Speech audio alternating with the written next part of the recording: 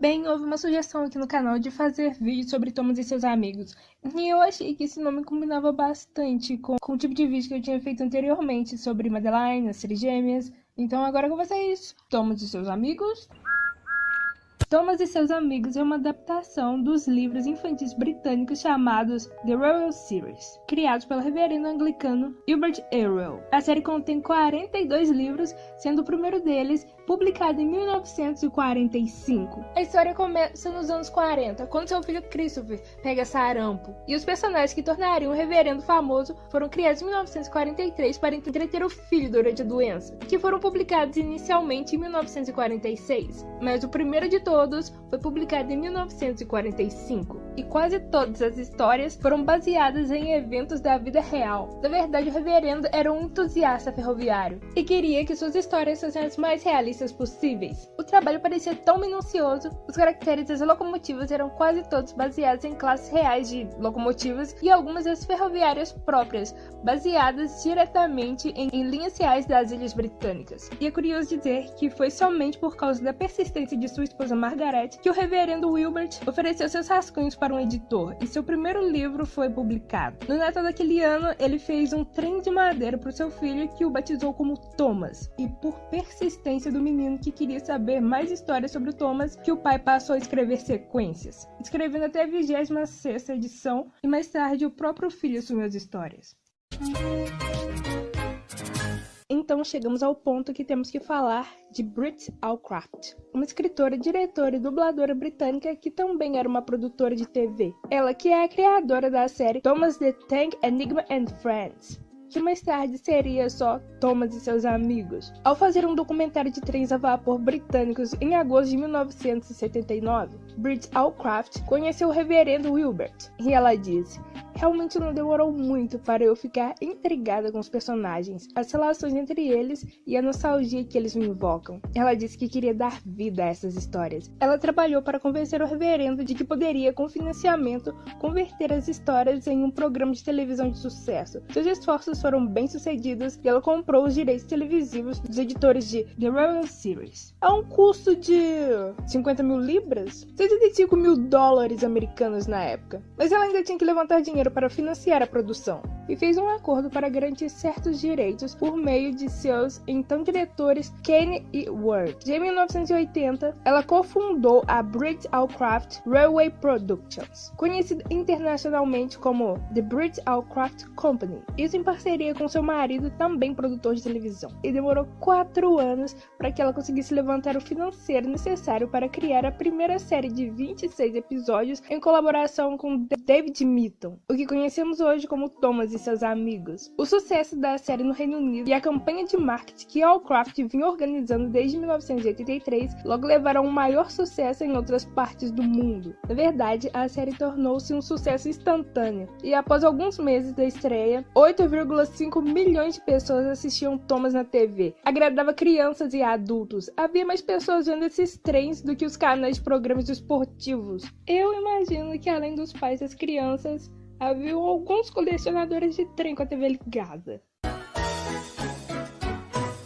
Quantas animações? Houveram 2. Mas calma lá, que animação stop motion e animação 3D fazem parte da mesma série. Não são séries diferentes. Acontece que ao longo dos anos mudou a maneira de como era feito o show, passando de stop motion para animação 3D, que com certeza é mais prático. O programa teve sua primeira transmissão em 9 de outubro de 1984 no Reino Unido, narrando as histórias de uma ferrovia situada na ilha fictícia de Sopor, onde convivem vários meios de transporte falantes, com rostos, como locomotivas, vagões, ônibus e helicópteros. Os trens são movidos mecanicamente, os humanos são só bonecos parados, e tudo é uma filmagem, então não é realmente stop motion, não é? Porque não tem 24 fotos por segundo, são filmagens de planos bonitos e uma narração, basicamente. Mas então a gente não pode chamar isso de animação stop motion? O stop motion foi ocasionalmente empregado em casos em que os humanos se moviam ou os animais. A animação desenhada à mão foi utilizada na série 3 para criar abelhas. E para ser um pouco mais precisa nessa questão da narração, da primeira temporada até a 12ª, tinha apenas um dublador para todos os personagens, que era o narrador, como alguém lendo as histórias, interpretando diferentes vozes. E houve um narrador para cada fase da série, e o primeiro deles foi Ringo Starr? Thomas is a tank engine who lives at a big station on the island of Sodor. E assim é dividido. Os episódios da, entre aspas, série clássica são da 1ª à 7ª temporada, contando com episódios de 5 minutos cada. Os episódios da nova série são as temporadas 8 a 12, que contavam com episódios de 7 minutos cada. Os episódios da série CGI 3D são da 13ª temporada até a temporada 21, contando com 9 minutos. Os episódios da reforma da série 3D CGI são da temporada 22 em diante, sendo apenas temporadas diferentes de um mesmo show.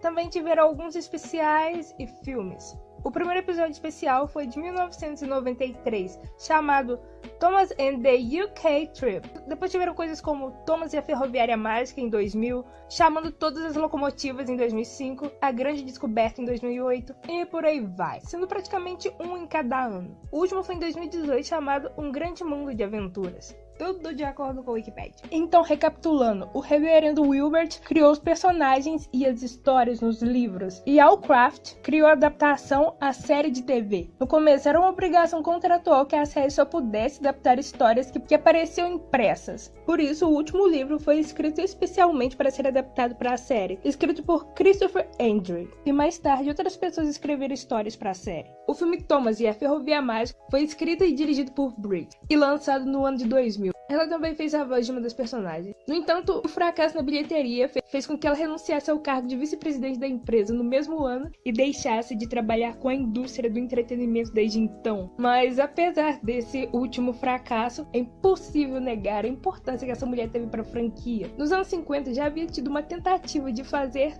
Thomas ir para TV por outras pessoas, só que as filmagens foram meio bagunçadas e não deu certo. Mas graças à sua persistência, nos anos 80 as coisas foram levadas a outro patamar. Apesar de não trabalhar mais na área, ela com certeza deixou um legado que agora você conhece. Quanto à exibição, eu sei que você sabe que passa na Cultura. Esperando por mim na pedreira da Montanha Azul. Tenha muito cuidado lá, Thomas. Férias? É na Cultura. Mas você lembra que passava no SBT? Olá, pessoal. E no meio do caminho sempre tem uma aventura. Fornalhas crepitantes. Thomas e seus amigos. No Carrossel Animado com Patati e Patatá. Estreia nesta segunda, no SBT. Esteve nas telas do Discovery Kids. E aparentemente o canal tem um acervo de todas as temporadas. Tá bom, aí essa série acabou em janeiro de 2021 e depois estrearam um reboot 2D chamado Thomas e seus Amigos, Trens a Todo Vapor. A adaptação da Matilda Neuvada estreou no Boomerang, mas você também pode ver no YouTube caso tenha curiosidade. E menção a paródia do Mad. Eu não assisti Thomas e seus Amigos e eu acho meio bizarro. Veículos com rostos e com pessoinhas e coisas entrando nele ou ficando em cima dele. E esses personagens não podem virar os rostos e nem tem retrovisor. Mas admita, filmagens de locomotivas em miniatura, cenários lindos e bem feitos, era uma coisa única. Foi uma coisa única. Você não consegue dizer outro programa que também fez isso. E eu tô falando do programa mesmo, e não um segmento dentro de outro programa. O próprio programa. Você consegue imaginar quantos admiradores de miniaturas ferroviárias surgiram por causa que gostavam desse programa? Mais tarde, é claro, meu caro, se tornou uma série 3D, mas vamos lá, também teve suas vantagens. Não é legal ver os personagens com rostos se movendo e os humanos também? Ah, essa musiquinha é muito boa. E no começo ela nem tinha o apito e nem letra. Foi muito legal saber a história. E se você quiser saber mais histórias de animações que são originalmente séries de livros, podem olhar aqui em cima no card ou no final da tela. Foi isso que aconteceu.